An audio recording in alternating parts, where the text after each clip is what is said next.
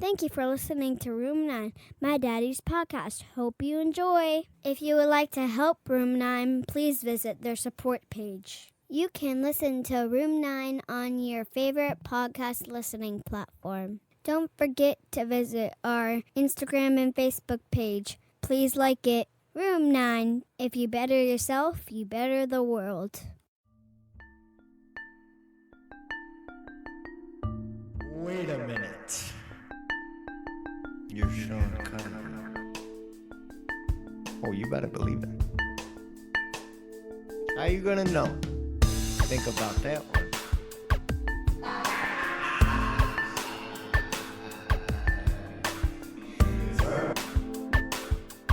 You're Sean Cunningham.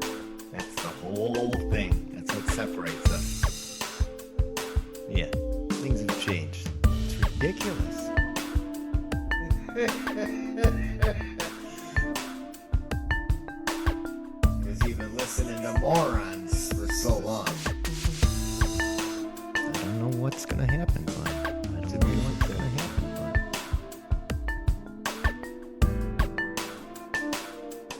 Wait a minute. You're Sean Cunningham. Wait a minute. You're Sean Cunningham. Here we are, everybody. I believe this is episode 45 of the Room 9 podcast. All right. This is going to be an introduction leading into a shorter solo episode. I've decided to kind of throw this one out there. It's been a crazy few days of my daughter in the hospital, and it's just been a little challenging for me to stay focused the last couple days. But I am just going to whip out something that's kind of been on my mind. I've been reading this book, and there's one chapter in there that's really cool, so I wanted to kind of just talk about it for a few minutes, and we'll be right back at normalcy next week. Real quick introduction, room9podcast.com is always there, and you guys should go check it out. It's a pretty sweet website designed by yours truly, Sean Cuddy, so be sure to check that out. Got a lot of awesome guests coming up in the next few weeks, so you guys should be excited about that, because I know I am. I'm definitely looking forward to doing that. CEO of Evergreen Health, sitting down with the CEO of Horizons, sitting down with the program director at Terrace House, sitting down with Colleen Babcock from Horizon Health. So there's a lot of awesome guests coming up. So be looking forward to that. Bear with me on this solo episode. I always enjoy it more when there's a guest on. Not that I've done a lot of solo episodes, but, whatever. Anywho, get to room9podcast.com, fill out a contact form, go on our support page. You can click on any of our social links, like us, follow us, comment, leave us notes, thoughts, comments, concerns. You can also help out there financially, either on Patreon by committing to a monthly donation, which in return you receive stuff back, stickers, bonus clips, unedited clips, whatever. That's all in the works of being changed and added on. I'm in the process of doing that, so there is more incentive to commit to a monthly thing as opposed to just getting some stickers and the ability to pick a topic for an episode. So that's all being changed, and we're getting more creative with that here. And other than that, I think that's really it. I'm going to get into the topic of today, which it was a book I just finished reading by a man named Mark Manson.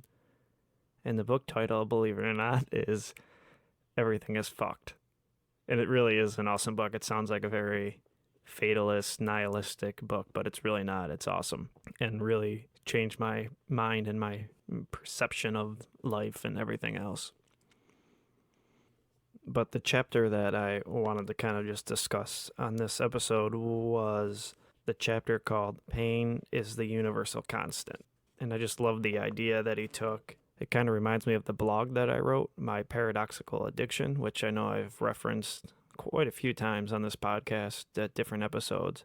It is really awesome how he explains pain and that it's really kind of just here in the universe for good. That's what life is based on. And so I really loved just the way he explains it, pain, and talks about our pursuit of happiness and, stuff like that. He opens up discussing this research that went on that he ends up calling the blue dot experiment, which the psychologists who are researching it, I think titled it Prevalence-Induced Concept Change, yes. And so what happened is the researchers would show these people mostly blue dots at first and then some purple dots. And some of them were kind of a shade in between purple and blue. But anyway, they're showing these dots. And when there was a blue dot, they had to hit blue button. When it wasn't, they'd put not blue. And so what the researchers slowly discovered is that everyone was pretty accurate at determining which dots were blue and which ones were not. But as soon as the researchers started limiting the number of blue dots and showing them more shades of purple, the subjects began to mistake purple dots for blue. And that kind of seems like, oh, whatever, what does that mean? And they did this with faces, and they did this with business proposals, ethical proposals, unethical, neutral proposals, and they kept doing this with more detailed things. And really what that ended up showing is how we warp our perceptions to fit our expectations pretty much. Because we got used to seeing a blue dot, we expected there would be that many blue dots because we got used to seeing an unethical business proposal. We just kept assuming that all the business proposals we were seeing were unethical because that's what we were expecting. And it was really a really cool concept on how they did this. And when you really sit down and think about the meaning of this research, it's very bizarre because once we start expecting something to be there, we just assume it's there and we can totally miss what's right in front of us. It also kind of suggests, essentially, the more we look for threats, the more we will see them regardless of how safe or comfortable our environment actually is. And I feel like this is something that we see that is happening in society today, which I will get into a little more later on in this episode. And it kind of just showed that the better things get, the more we perceive threats where there are none, and the more upset we become. And Mark Manson goes on to say that this is kind of the heart of the paradox of progress. So there's kind of like three main points here I want to touch base on. But first he talks about this experiment that Emile Durkheim, the father of sociology, he did this thought experiment in one of his books where he just kind of went on to talk about if we had a world without corruption or sadness or conflict or crime or pain or whatever, if something like this would bring us a more comfortable society, a more ethical society, or would it just make things worse? And he ended up kind of coming to the conclusion that if everyone stopped killing each other, we would be more upset about the littler things, the smaller things, I should say. And he kind of just said protecting people from their problems and adversity doesn't make them happier or more secure. It makes them more easily insecure. And you kind of see that with a kid. If you raise a kid and you shelter him and you protect him from every issue and every problem growing up, that kid essentially becomes a baby when he's an adult or she's an adult. It becomes sensitive to every little thing and can't face adversity and acting like a child when they're 40 years old because they don't know how to deal with anything. There is a quote in there. It says, "Our emotional reactions to our problems are not determined by the size of the problem. Rather, our minds simply amplify or minimize our problems to fit the degree of stress we expect to experience." Which is crazy, but you can see this if you stop for a minute and look at your life and the life around you and the people around you. You see that they call it only child syndrome or whatever it is. These people who get kids who are just protected and never taught lessons growing up become so baby-like when they're grown adults, and it's bizarre. And you can see it in people. You can see it happen all over the place. So there's three topics in this chapter I wanted to touch on. One is I kind of call mild but not satisfied pain, where we're just kind of always at this level. Then I want to talk about this concept by a man, Nassim Taleb. He coined the phrase antifragility. And then I want to talk about just kind of the value of pain. So there's 3 points from this chapter I wanted to touch on. So mild but not satisfied part is really cool. I kind of just made that section up. It's not really a section in the chapter, but there's just this part of it that I love. And he starts to compare it to, he uses Einstein's theory of relativity as an analogy, which I thought is awesome because what little I can understand about physics, I love reading about because it's really trippy stuff. I don't know how much you know about Einstein's theory of relativity, but he ended up proving that the speed of light is the universal constant. We always looked at Newtonian physics and would assume that time and space is the universal constant and that it's immutable. And then Einstein came around and said, well, no, actually, it's the speed of light. And he kind of discusses the whole twin paradox that if you had a twin and you sent them around the earth, you'd be younger. I mean, the faster you move, the more time slows down. So he proved that time and space is not a universal constant. So basically what he ends up doing is using that as kind of an analogy of sorts to say that so many of us look at happiness as a universal constant, and it isn't. What he starts with is he talks about this other research study that went on back in the late 80s when pagers were first coming out, and they gave everybody, hundreds of people, these pagers, and they would just randomly page them throughout the day and basically ask them on a scale of 1 to 10, how happy are you at this moment and what has been going on in your life. And the results of that were showing that people were almost always back to a 6 or a 7, no matter what they were doing. It could be something awesome happening, and then they go back. It could be something great happening or terrible happening, and then they go back. There's this constant, things could be worse, but things could be better kind of attitude going on. And this study essentially showed that nobody's fully happy all the time, but similarly, nobody's fully unhappy all the time either. It kind of seems that humans, regardless of our external circumstances, live in this constant state of, I don't want to say mediocrity, but it's kind of just this bland state. It's always reminded me of the concept of the hedonic treadmill, how we're constantly in pursuit of happiness, of something in the future that's going to make us happy now. And we work really, really hard to get to it. And we achieve that thing, or we are able to purchase that thing, that house, that car, that whatever, the newest cell phone, smartphone, whatever the hell you want to call it. And we achieve that thing and we grab it. And yet all of a sudden it wears off and we don't enjoy it anymore. I always think about being a kid at Christmas, and we get these awesome gifts, but how many Christmas gifts do you really remember as a kid? There's very few of them. Out of all the gifts you've gotten as a child, and it wears off after a few days. And you play with your toys and your games or whatever it is you got for Christmas, and within 2-3 weeks, it's over in the corner with the rest of your shit. And that's basically what this study was saying, is that on a scale of 1 to 10, 10 being the happiest, 1 being the most shittiest feeling ever, people were almost always at a 6 or a 7. We're always mildly dissatisfied. And you start thinking about this in your life, you start realizing it. That we're always trying to plan something to achieve more happiness. Always. Each of us implicitly assumes that we are the universal constant of our own experience.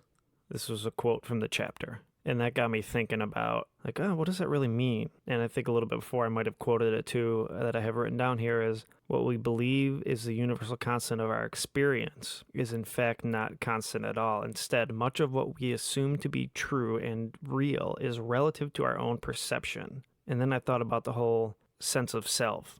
And we have the sense of our own self, and that I am experiencing happiness, I am experiencing sadness, I am experiencing joy. But there is nothing that is experiencing it. You just are happiness at that time. You are joy at that time. You are sadness at that time. You are anxiety at the time. You don't actually feel anything. This whole idea of a self and that we are constantly here experiencing this or that is such a fallacy. And really, if you start paying attention to this whole sense of self, you realize that you aren't experiencing anything. You are the experience itself. And that is some trippy shit.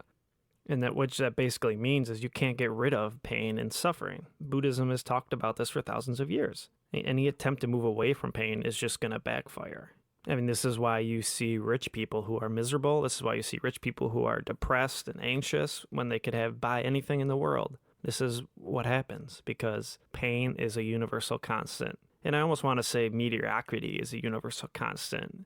There's so much pain because you can either augment pain or you can get rid of it. And you kind of come back to this, everything's could be worse, could be better attitude. And that's almost like what is constant in the universe. So it really turns out to be that the pursuit of happiness is really like this self-defeating, and it's impossible. It is something that has been a part of our culture for a long time. And it's very obvious because it's the safest time to live in the world. It's the least poverty, the least amount of people are hungry, the least amount of deaths in the world ever in human history recorded, and yet we are the most anxious, depressed, angry, upset, annoyed, pissed off. It is crazy how unhappy people are in the safest time to be alive as a human being. And this was the only reason, as I was reading this book, and this is kind of what he really talks about throughout really the whole book, but more so in this chapter. And it's just unbelievable to me to think about because it's so true. We have everything we could possibly want at our fingertips. And yet we are miserable, and yet we are sad, and yet we are depressed. Pain is always there. The only thing that changes is our perception of it. As soon as your life improves, your expectations shift, and you're back to being mildly dissatisfied again. And this is how it works. And if you start paying attention, there's no disputing this. And think about pain too. It can work in the other direction. Mark Manson uses the example in the book about getting a tattoo. Getting a tattoo hurts. But if you ever got a tattoo, after 10, 15 minutes, you don't even notice the needle in your leg, arm, wherever you're in your tattoo at. You don't notice the pain anymore. So it can work both ways. So it brings us back to this whole, you can't get rid of pain because pain is life, pain is existence. Pain is a constant. It's something that is always going to be there. You're never going to get rid of it.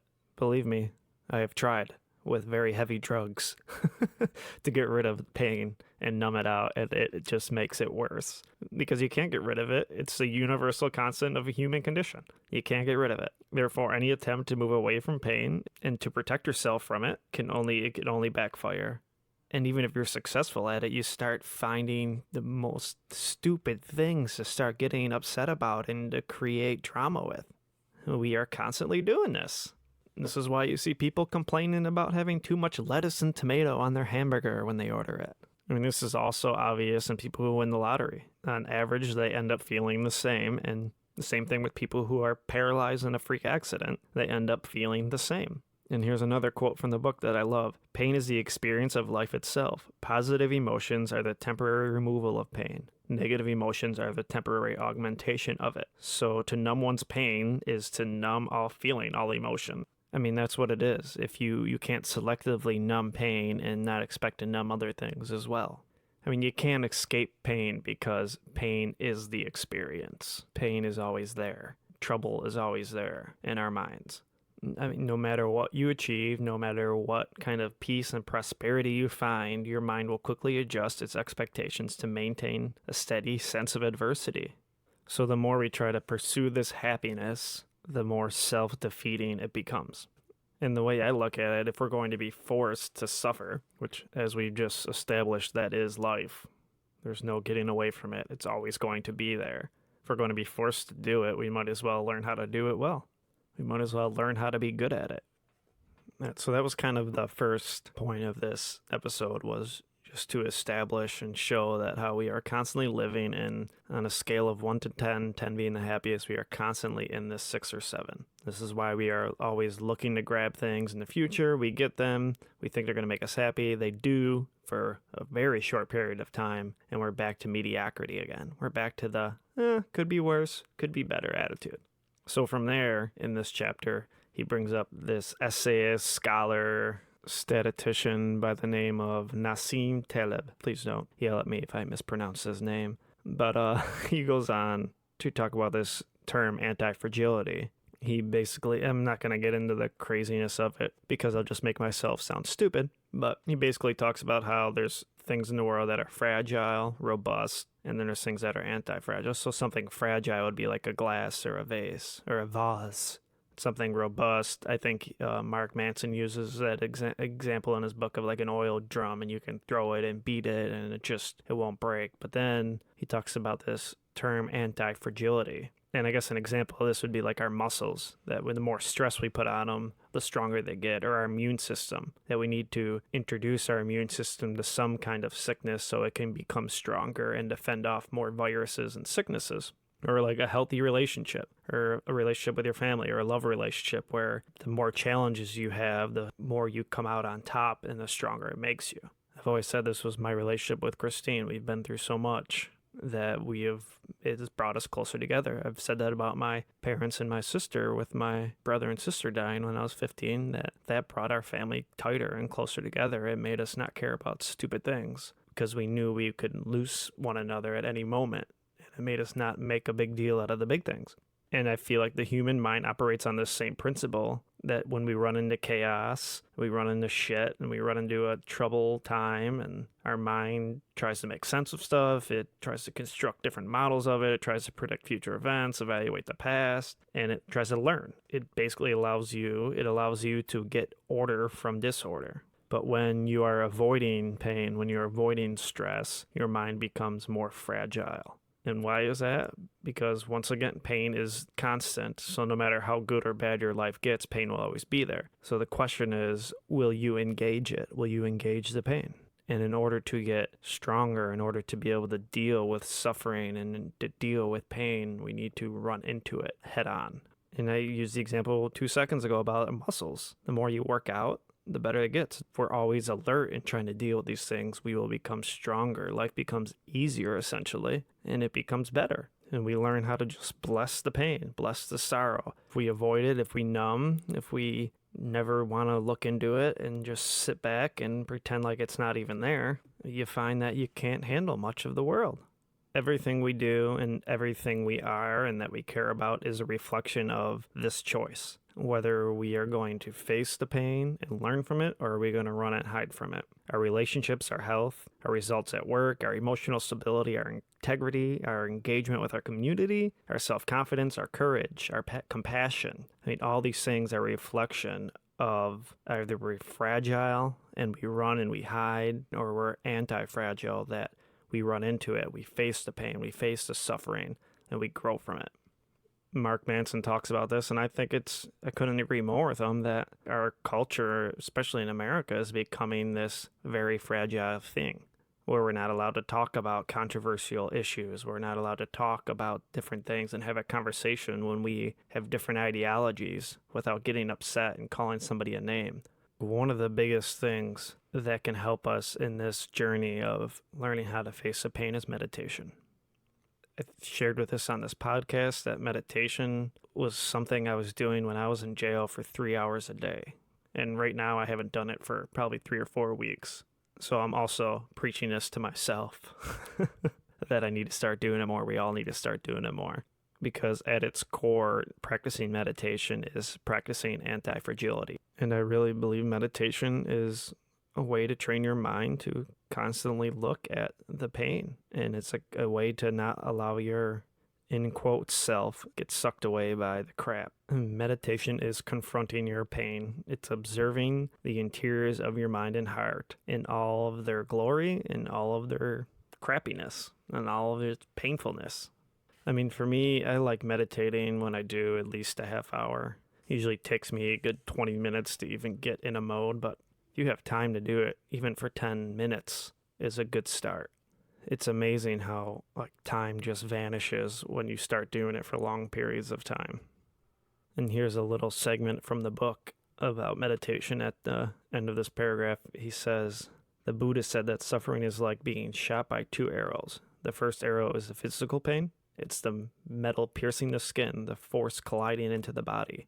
The second arrow is the mental pain, the meaning and emotion we attach to the being struck, the narratives that we spin in our minds about whether we deserve or didn't deserve what happened. In many cases, our mental pain is far worse than our physical pain. In most cases, it lasts longer. And that's true. Once again, when you start thinking about something that has happened to you in your life, most of the time, the majority of suffering comes from thinking. It comes from guilt, shame, feeling hurt because somebody did something to you and you let it bother you for years, sometimes years. We let it bother us for. And the Buddha went on to talk about this arrow, that through meditation, we can train ourselves to be struck only by the first arrow, which means we could essentially render ourselves invincible to any mental or emotional pain. I mean, that's really what the Buddha was teaching and saying about meditation was that so much suffering comes from thought. And if we can learn and practice meditation, we can learn how to get rid of that suffering. And I think it's important to remember that there is always a separation between what we experience and how we interpret that experience as well. And that is something meditation can help with. So if you're listening to this and you've been thinking meditation is too hard or you suck at it, we all suck at meditating. When you're sitting there on a pillow for long periods of time and you're watching your thoughts come up and then you're letting them go, there's some crazy stuff that can come up. A lot of painful things. Maybe a traumatic experience when you were a kid. Maybe a traumatic experience from 2 hours ago. But meditation really, we start training our brain and our mind to start allowing those things to disappear. So this concept of anti-fragility, I absolutely love. It's rather kind of simple, but it's something that is amazing to think about, because the more we look into the tough stuff of life, the more we run into the crappy things of life, the stronger we become, the more we learn, the more we grow. This is my favorite blog. I always talk about my paradoxical addiction, that it's hilarious, quotes, hilarious, that something like a heroin addiction can be the source of something that has made me become a confident, self-loving, self-forgiving, self-accepting individual. I mean, it's super bizarre, but that's what the whole essence of antifragility is to lean into the crappiness of life. So that way, when going back to the scale of 1 to 10, when we're sitting at a 6, it's just a 6, and we're allowed to just let it be a 6. And when we're at a 7, 8, 9, 10, when we're at a 9, we allow it to be a 9. When we're at a 2, we allow it to be a 2. And this whole scale from 1 to 10 from shittiness to happiness becomes nothing but the experience in the moment of where we're at. And it becomes a period of learning and a period of teaching. And you'll see the fruitfulness of that in everything that you do in your existence, your relationships, your work, your community, your home. You don't mind being alone. In return from not minding being alone, you don't rush into a relationship that you shouldn't even be in anyway. And all these just beautiful things come and blossom from anti-fragility and from leaning into what is hard, for talking about the things we don't want to talk about, for crying when we feel like crying, for being happy when we feel like being happy, and not letting anything change what our experience is at the moment. So moving on to the last part, this is just the value of pain, because all of this leading up, I think, is to really show you that pain is something that is beautiful and valuable in our lives. Think about if death didn't exist, if you had immortality, and then really think about it. I mean, if you remove death, you remove any scarcity from life, which means if you remove any scarcity, that means you remove the ability to determine value, and everything will seem equally good and bad, equally worthy and unworthy, which means you wouldn't have any joy either. I remember this movie I watched on Netflix so many years ago, like right when Netflix came out, and it was a society that nobody could feel pain, nobody could feel sorrow, and the drug dealers in this society sold pills that made you feel physical and emotional and mental pain. And people were addicted. Such a crazy concept. I've been trying to find this movie. I don't know the title of it for many, many years. I can never find it. But it was such an awesome concept of a movie because, yes, if there was no such thing as pain and sorrow, you would have no idea what joy and happiness is. They're two sides of the same coin. It's not life and death. It's birth and death equals life. If you can't die, you're not living. If you could live forever, nothing seems to have any value. I mean, death is psychologically necessary because it creates stakes in life. It gives you something to lose. And as Mark Manson says in this book, you don't know what something is worth until you experience the potential to lose it. Without the pain of loss or potential loss, it becomes impossible to determine the value of anything at all. Pain is at the heart of all emotion. Negative emotions are caused by experiencing pain. Positive emotions are caused by alleviating pain. And when we avoid pain and make ourselves more fragile, the result is our emotional reactions will be wildly disproportional to the importance of the event.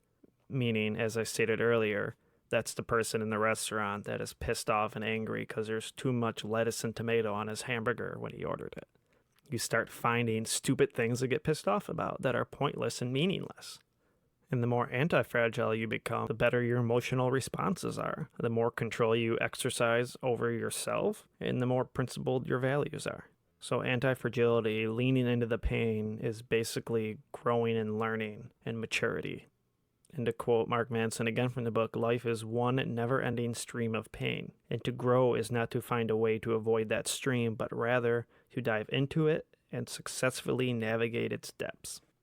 Therefore, that kind of means the pursuit of happiness is then an avoidance of growth, an avoidance of maturity, an avoidance of virtue. It is treating ourselves and our minds as a means to some emotional giddy end. Plato and Aristotle were talking about stuff like this, that life wasn't chasing happiness. Life is developing your character and developing the ability to sustain pain and make the appropriate sacrifices. It's growth from chaos and adversity. And this isn't to say that you can't improve your pain. You just can't eliminate it. If you think about it throughout history, mentioning like Plato and Aristotle, from that time, even before then to now, I mean, just a few hundred years ago, there was famine, disease, crazy suffering going on in the world, but technology has allowed us to change the world and provide less suffering. Hence, like I said, it's the safest time to be living, but yet there's still so much psychological suffering going on. There's still so much anxiety, so much depression. And there's something that Aristotle and Plato also talked about. It doesn't matter how much wealth you get, how good your technology is. The quality of our lives is determined by the quality of our character. And the quality of our character is determined by our relationship to our pain. The pursuit of happiness plunges us headfirst towards nihilism and frivolity. I mean, the pursuit of happiness is essentially now, the more you think about it, is taking you towards more pain. It's quite the enigma, my friends. That the more you try to run into happiness and always be happy and always get stuff that you think's going to make you happy, the more difficult your life becomes, the more painful it becomes. This might sound kind of sadistic in a way, but like if you pursue pain instead, and I don't mean going around and being stupid, you guys know what I mean. When you pursue pain instead, you're able to choose what pain you bring into your life. And this choice makes the pain meaningful. And if you make pain meaningful, that means you can make life feel meaningful as well. Because once again, pain is universal, and the opportunities to grow from that pain are a constant in life. All that is required is that we engage it and find value and meaning in it. Because to numb ourselves to our pain is to numb ourselves to anything that matters in the world. And when we deny ourselves the ability to feel pain for a purpose, we deny ourselves the ability to feel any purpose in life at all. And I think it's so important that we continue to be aware of what is going on in our lives, to be aware of the pain, to not run away from it. That is the reason why I believe addiction even exists. I've had this conversation with quite a few people before. In my early 20s, I remember being able to have some beers on the weekend and randomly be with some buddies who had some pain pills and take them. I spent years doing this at random times, never seeking out more pain pills.